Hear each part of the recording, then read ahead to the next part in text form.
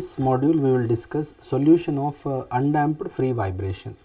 So this undamped free vibration means, so free vibration means where force is 0. So there is no externally applied force, and then when we call it as undamped, so that means damping is 0.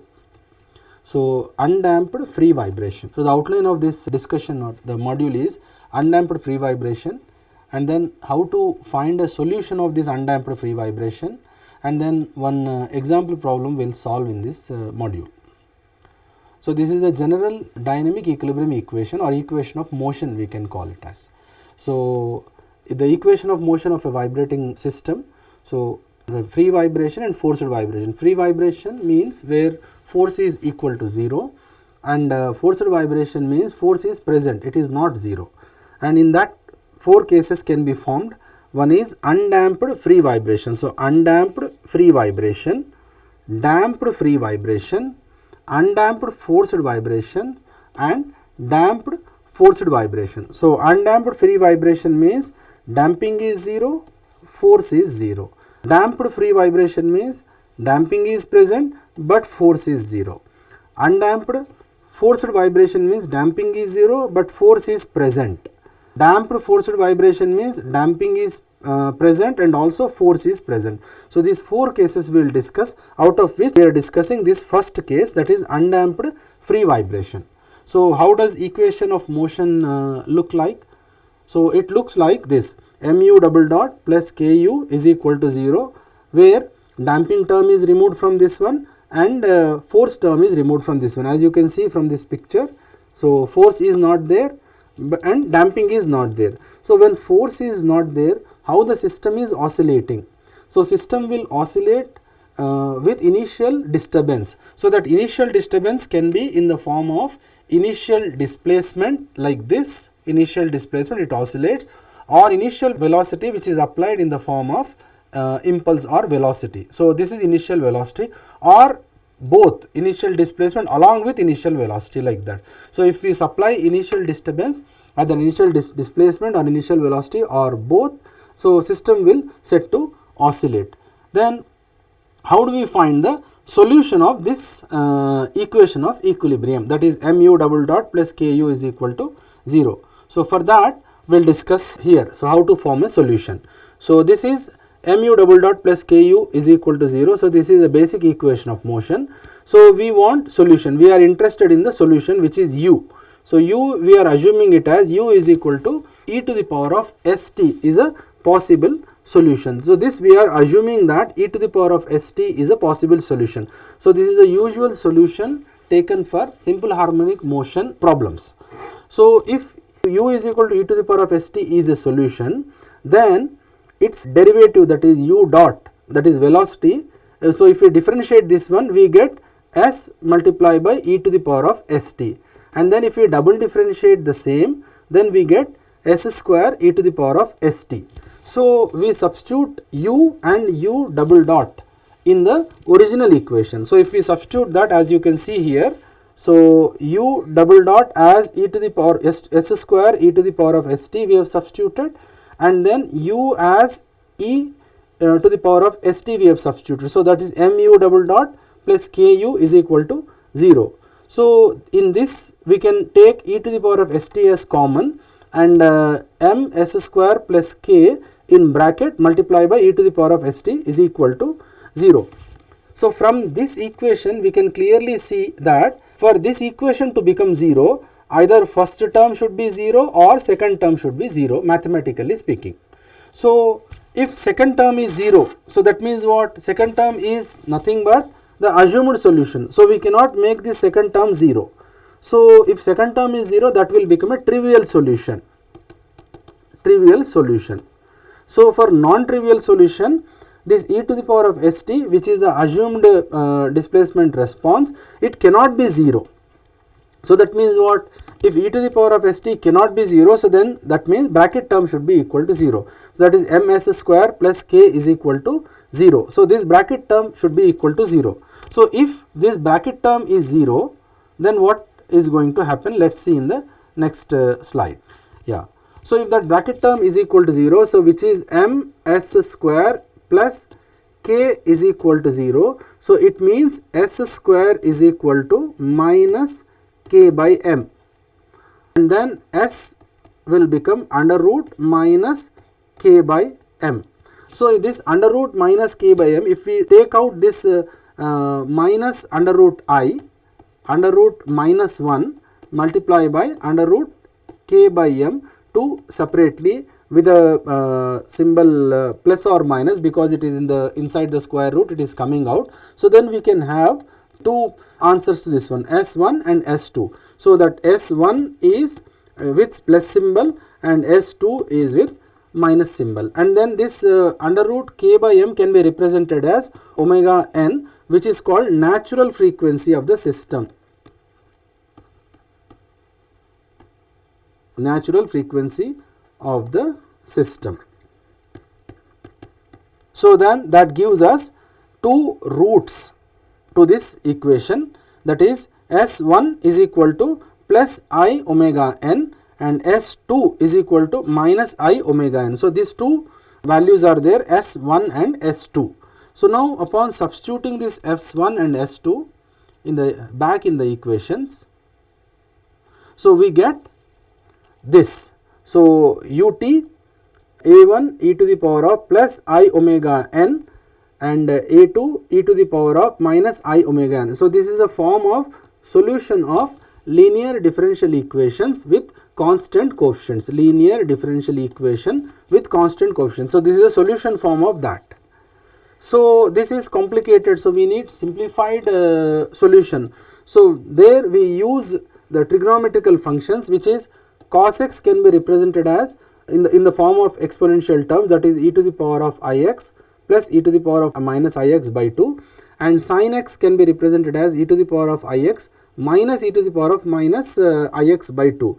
So, this cos x and sin x along with this exponential terms can be rearranged, and this solution can be written in the form of C1 cos omega n t plus C2 sin omega n t. So, in this equation, so we have two constants C1 and C2. So, we need to get rid of these constants C1 and C2 for getting a complete solution. So, this C1 and C2 can be calculated or can be found out by using initial conditions, and we have two initial conditions. So, that is at time t is equal to 0, what is the status of displacement? At time t is equal to 0, what is the status of velocity? So, at time t is equal to 0, what is displacement? At time t is equal to 0, what is velocity? So, this is something like this. So, time u at u is equal to 0 is first initial condition, and u dot at time t is equal to 0 is a second initial condition. So, if we substitute these initial conditions in the equation, we will get C1 and C2. It is something like if we substitute say u0. So, let initial condition, that is u displacement at time t is equal to 0 is 0. So, if we substitute this, so what is going to happen is time t is equal to 0, so cos 0 and sin 0. So, sin 0 is 0, cos 0 is 1. So, if sin 0 is, let me write here, say u of 0 is equal to C1 multiplied by cos omega n into 0 plus C2 sin omega n into 0. So, this gives us sin 0 is 0. So, this entire term goes to 0 and cos 0 is 1. So, that gives us C1 is equal to u0. So, this C1 as a constant is evaluated.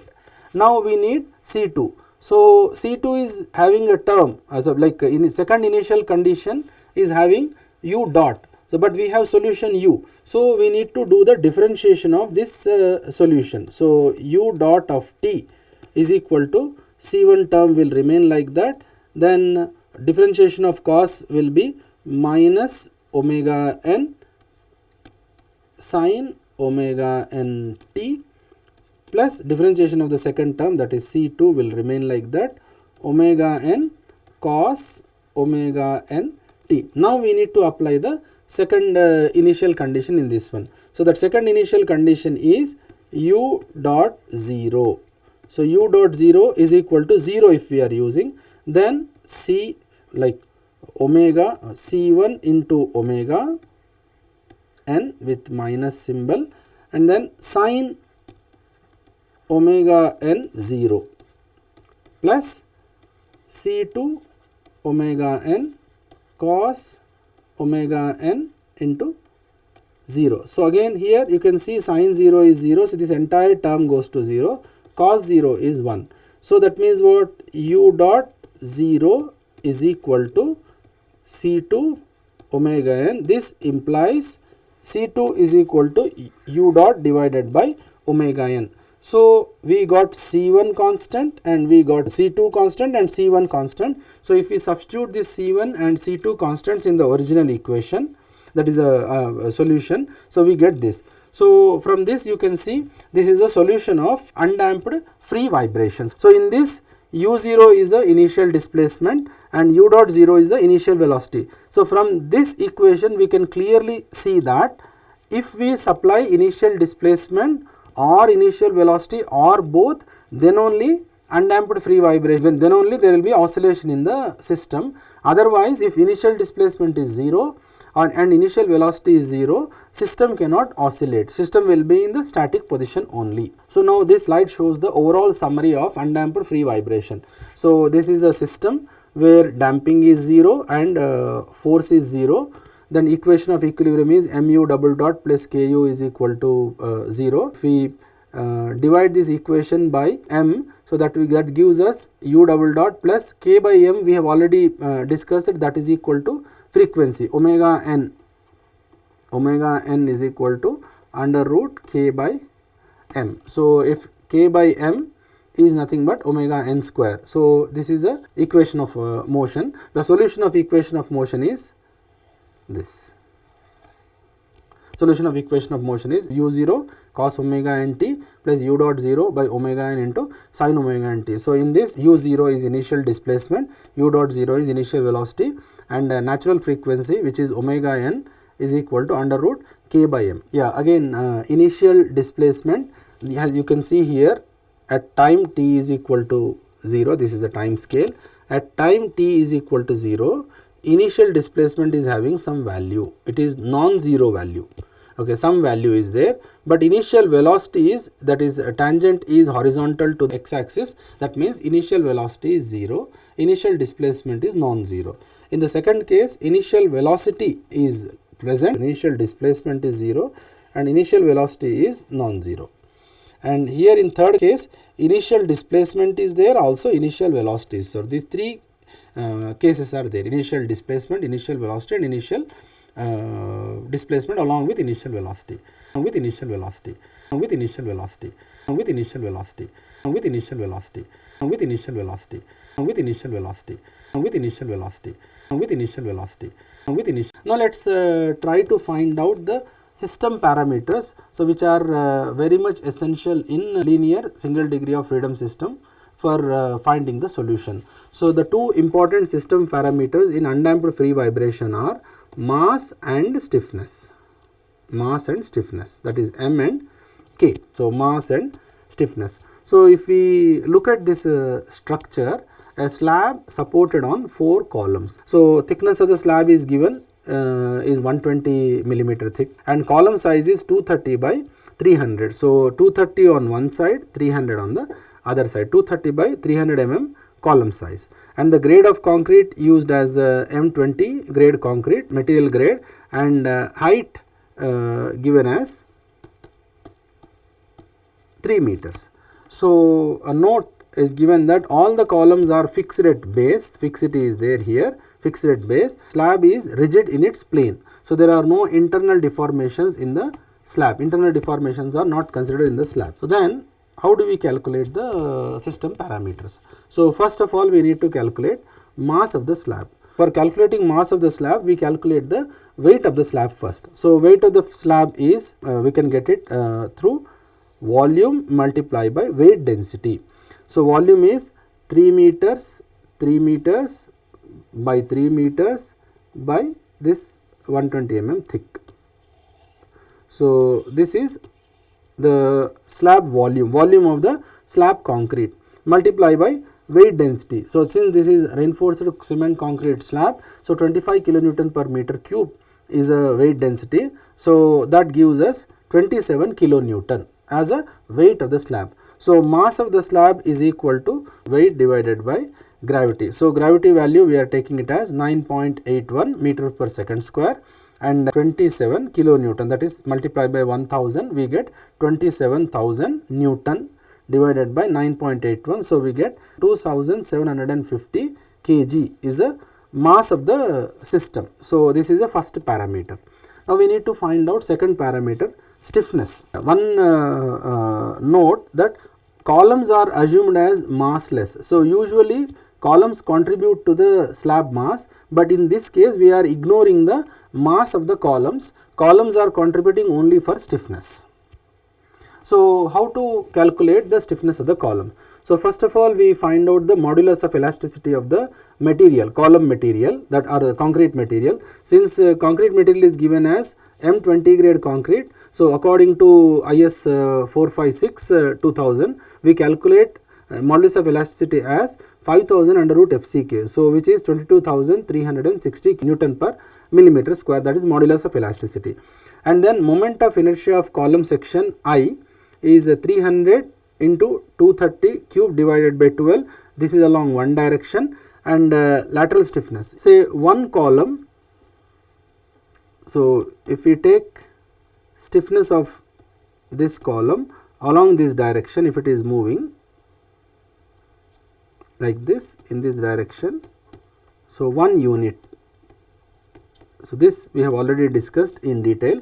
So, lateral stiffness of this can be quantified like K1 is equal to 12 EI by H cube. In this one, E is the modulus of elasticity of the concrete material, I is the moment of inertia along the direction of motion, and H is the height of the column. H is the height of the column. So, like that we are evaluating, because 4 columns are present in x direction, 4 columns are resisting the opposing the motion along x direction, again 4 columns are opposing the motion along y direction. So, what we do is, when we are calculating along x direction, so we will take moment of inertia accordingly in that direction. So, if you look at this one, 4 times multiply by 12 EI by L cube. L is the length of the column or height of the column. So, this is stiffness of one column multiply by 4 columns. So, E is modulus of elasticity, that is 22,360 multiply by I along one direction. So, 3.04 into 10 to the power of 8 divided by height is 3 meters. So, 3000 mm cube. So, we get 12.08 into 10 to the power of 3 kilonewton per meter, that is lateral stiffness along x direction. And then moment of inertia of column section along y direction is obtained as 5.18 into 10 to the power of 8 mm power 4, and accordingly if we calculate stiffness, so that is 4 times 12 EI by L cube, we get 20.59 into 10 to the power of 3. So, in this we can observe one thing is, here it looks like, you can see column size is 230 by 300. So, columns are 300 millimeter depth along y direction, and the size of the column along x direction is 230. So, that means what?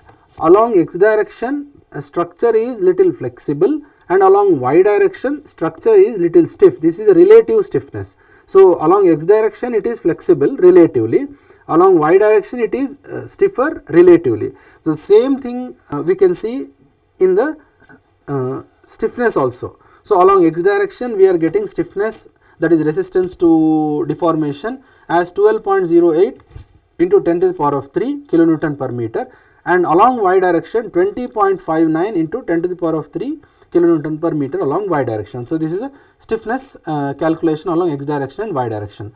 So, that completes the calculation of stiffness along x direction, along y direction. So, if structure is vibrating along x direction, we can use mass as well as stiffness along x direction. If structure is oscillating along y direction, then we can use mass and stiffness along y direction. In this example, we learn how to evaluate natural frequency of the system where parameters of the system are given to us. Like question reads like this: the roof of one-story building has mass 2000 kg. Mass is one parameter which is given already, 2000 kg. All the columns supporting the roof together offer a lateral stiffness of 13,000 Newton per meter. So this 30 kilonewton per meter or 30,000 Newton per meter, this is second parameter. So mass is given to us and stiffness is given to us. So we need to find out natural period of the building. So natural period of the building and natural frequency of the building are related in this form: omega n is equal to 2 pi f. So this frequency is number of cycles per second. So in 1 second, how many cycles are taking place, that is represented by frequency f, and natural period is time taken for one to and fro or one full cycle. So they are related. F is equal to 1 by t or t is equal to 1 by f. So in this relationship, so omega n is equal to 2 pi f, we can also write this as omega n is equal to 2 pi by t, or t is equal to 2 pi by omega n. So Tn. So we know how to calculate omega n, which is under root k by m. So k we know 30,000 Newton per meter, and then m is 2000 kg. So we get 3.87 radians per second. So this is circular frequency. So this 3.87, 2 pi divided by 3.87, we get 1.62 seconds. So natural period of the system is 1.62 seconds. So that's what is asked to calculate. So system parameters are mass and stiffness are essential for finding natural parameters or natural characteristics of the vibrating system, that is natural frequency or natural period.